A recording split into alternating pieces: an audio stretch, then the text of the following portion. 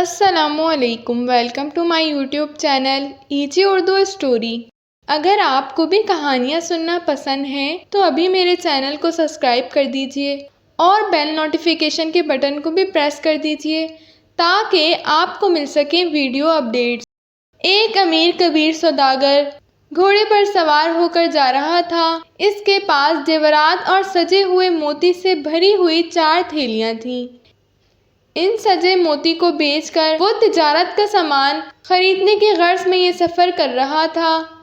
اچانک وہ راستہ بھول کر ایک صحرا میں جا نکلا۔ اس کے پاس دولت تو بہت زیادہ تھی لیکن کھانے پینے کا سامان نہ ہونے کے برابر تھا۔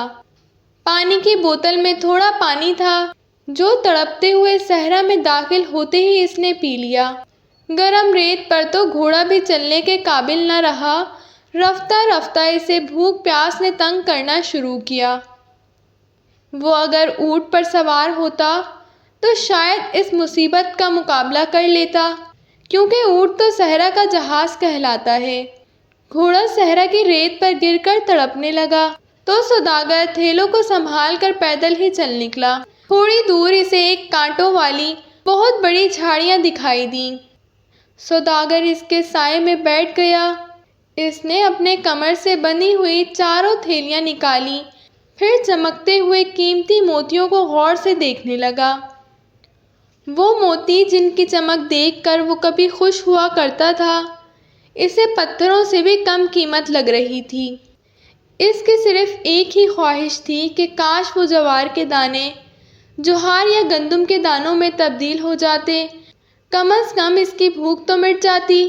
رفتہ رفتہ سورج ڈھلنے لگا تو صحرا کی گرم ریت ٹھنڈی ہو گئی۔ اس نے جھاڑیوں کی جڑ کو کھودا تو گیلی ریت دیکھ کر بہت خوش ہوا۔ گیلی جڑ کو چوس کر اس نے اپنی پیاس بجھانے کی کوشش کی۔ اب بھوک نے اس کا برا حال کر دیا تھا۔ رات ختم ہوئی تو اس نے سورج سر پر آنے سے پہلے صحرا سے نکل جانے کا ارادہ کیا، لیکن وہ صحرا اتنا بڑا تھا کہ سوداگر چلتے چلتے تھک کر چور ہو گیا، مگر صحرا ختم ہونے کا نام ہی نہیں لے رہی تھی۔ دھوپ میں تیزی آئی تو زیورات کے قیمتی تھیلے اسے بھاری بوجھ محسوس ہونے لگے۔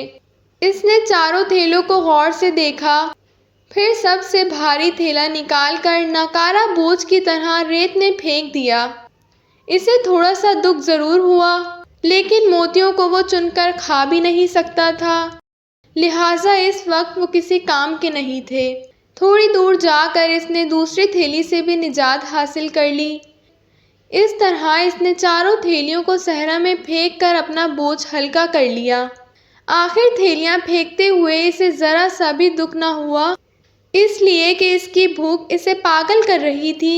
وہ بار بار ایک ہی فقرہ دہرا رہا تھا، جوار کے دانوں سے جوار کے دانے بہتر ہوتے ہیں۔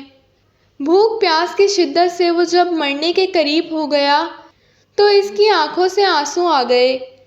اس نے بڑی عاجزی سے خدا کے حضور دعا کی، اے میرے خدا، تو ان زیورات کے 4 تھیلوں کے بدلے مجھے صرف 1 تھیلی چنوں کی عطا کر دے تاکہ بھوک کے اس عذاب سے میری جان چھوٹ جائے۔ کہتے ہیں سچے دل سے مانگی ہوئی دعا ضرور قبول ہوتی ہے۔ سوداگر کو تھوڑی دور درخت کا ایک جھاڑ دکھائی دیا۔ یہ ایک چھوٹا سا شناخستان تھا جو صحرا میں زندگی کی ضمانت سمجھا جاتا ہے۔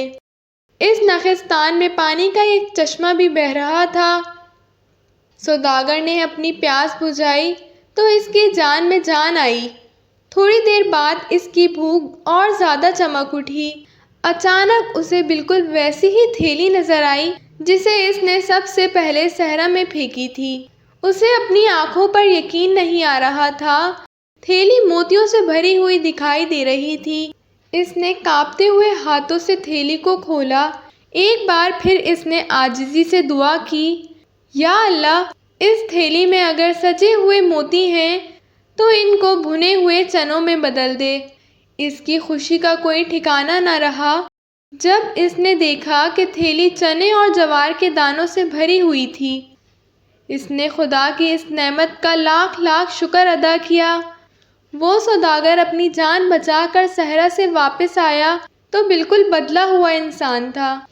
یہ واقعہ وہ اپنے دوستوں کو سناتا اور کہتا کہ امیر سے امیر اور غریب سے غریب انسان میں صرف ایک وقت کی روٹی کا فرق ہوتا ہے، لہٰذا دولت کی ہوس میں انسان کو کوئی غلط کام نہیں کرنا چاہیے۔